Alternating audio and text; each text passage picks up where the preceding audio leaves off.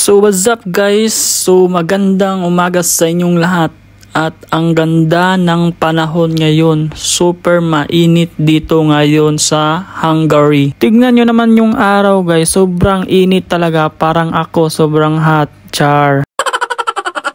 So for today's videos guys is pupunta ako ngayon sa dentist at ako ay magpapa-cleaning at bali dalawa pala kami guys, kasama ko na naman si Marcos. So yun si Marcos guys is magkatrabaho kami niyan, bali parehas kami ng schedule, bali same schedule kami ngayon sa clinic guys. At yun na nga, papunta na nga kami doon at sasakay pa kami ng bus kasi ano na lang din tatlong station lang siguro, medyo malapit lang din naman yung clinic dito sa amin guys, yung tinitirahan namin. By the way guys, wala palang bayad itong pagpapa-cleaning namin dito, bali libre lang siya. Bali sa tax lang kami papatayin guys, sobrang laki talaga ng tax dito, lahat talaga kami. Pero okay lang din naman, basta okay lang, okay pa rin yung sahod, wala namang problema sa akin lang, aywan ko lang sa iba. So ang exact time talaga ng schedule namin sa dentist guys is 10:30. So umalis kami ng 10 kasi hindi naman to Pinas sa Pinas kasi okay lang na malate tayo. So ayun na nga guys, papasok na nga kami sa dentist at ito maraming tao na din na naghihintay. Bali pang dalawang beses ko na din itong pa-cleaning sa ngipin ko guys. Bali yung first is doon pa sa Pinas, bali sa Manila ako nagpa-cleaning at dito na naman ngayon. Ewan ko lang, hindi ko pa na-try talaga dito at hindi ko din alam kung anong masakit ba or hindi. Pero sige lang, sasabihin ko sa inyo, kaya chill lang kayo dyan.